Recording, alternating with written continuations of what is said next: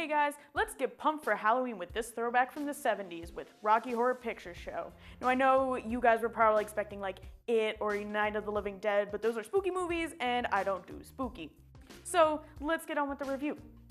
Now the good things that, the good aspects I thought of like Rocky Horror Picture Show was like, the whole thing. But in order to break it down, I would say the number one thing were the songs. I myself own a record of the whole soundtrack, so I'm a little biased. But I thought the songs were like upbeat and funny, and then, they had different aspects of them that made it interesting. Like it wasn't like the same song over and over again. And like the singers aren't that good in some of the songs. Like they're good, but Brad is not the best singer and, Janet's a little nasally, but that's what makes those songs so unique. And speaking of unique, I think Rocky Horror Picture Show was so novel and so unique for its time. Like you didn't see a lot of songs, using the T word, people dressing in drag and all this sexualization going on. You didn't have that in movies in the 70s. Sure, the 70s were kind of a sexy time and everyone was trying and doing everything. But for a movie to be produced and to become so popular, especially nowadays, that isn't heard of. Even nowadays, God, you put anything in movies that might be controversial, no, you gotta put rated R on that, and it's blocked for everyone. So Rocky Horror Picture Show was so novel for its time and is even novel to this day. Another good thing about, this movie that made it really interesting and eye-catching was the characterization.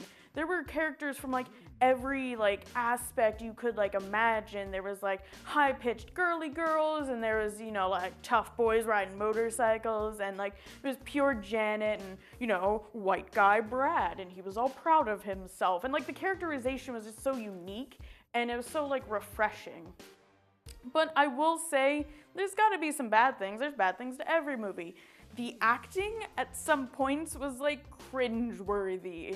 I was just kind of shrinking into myself slowly with how kind of cringe-worthy some of the acting was. I don't know if it was meant to be that way, the characters were written that way, and I totally understand that, or if the actors and actresses just kind of didn't know how to portray it.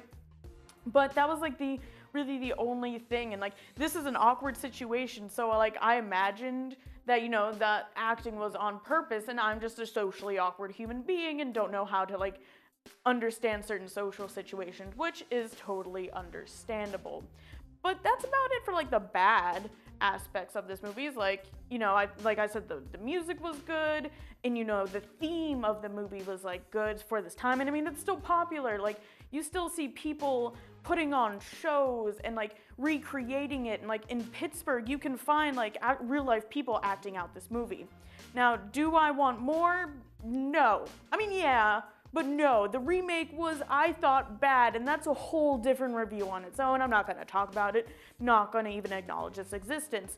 But do I want more movies with novel ideas like Rocky Horror Picture Show had for its time and, continuing? And do I want such craze about it and such unity over it? Yeah, I kind of do. But as of now, we're just gonna take a break on the Rocky Horror Picture Show train, and we're just gonna continue on with our lives.